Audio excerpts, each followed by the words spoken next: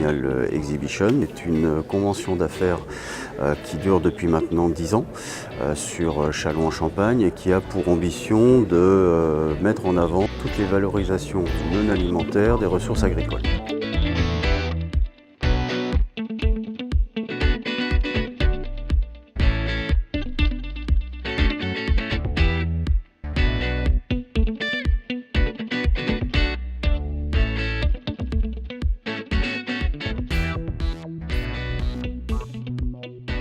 Aujourd'hui, nous avons deux axes sur le développement agricole. D'un côté, la Smart Agriculture et de l'autre côté, les valorisations non alimentaires des ressources agricoles.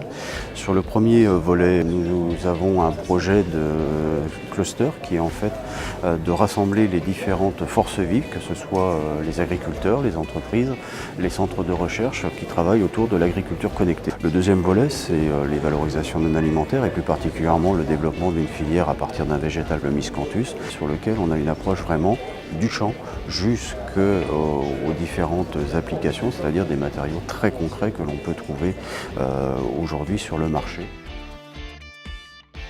Donc il a été décidé d'investir dans des voies de recherche d'applications non alimentaires comme d'autres sont présents ici, et notamment d'entrer dans l'association Biomus G3 qui donc promeut la culture du miscanthus pour arriver à des débouchés nombreux avec le soutien de la coopérative muséale.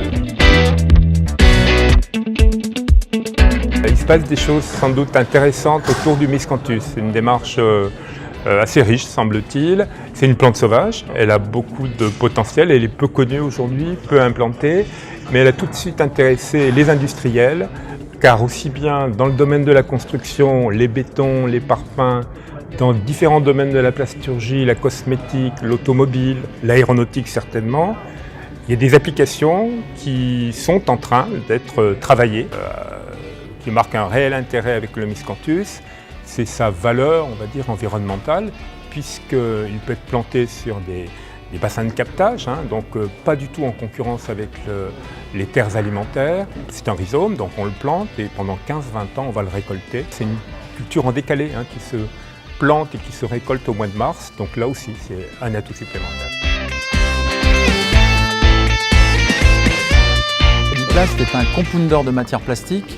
Un compounder, donc, c'est un fabricant qui intègre des charges dans un polymère. Donc depuis 2006, Adiplast travaille sur l'intégration des fibres naturelles dans le polypropylène pour apporter des caractéristiques mécaniques les meilleures à nos clients auxquels nous allons revendre donc nos matières plastiques. L'importance de l'organisation de la filière. Et ce que nous apporte Biomus G3, c'est la mise en relation avec la partie agriculteur, donc en amont, mais aussi en aval avec les clients. Et donc on réalise un triangle qui est le plus intéressant que nous ayons rencontré avec toutes les autres filières de fibres naturelles que nous travaillons depuis maintenant 12 ans.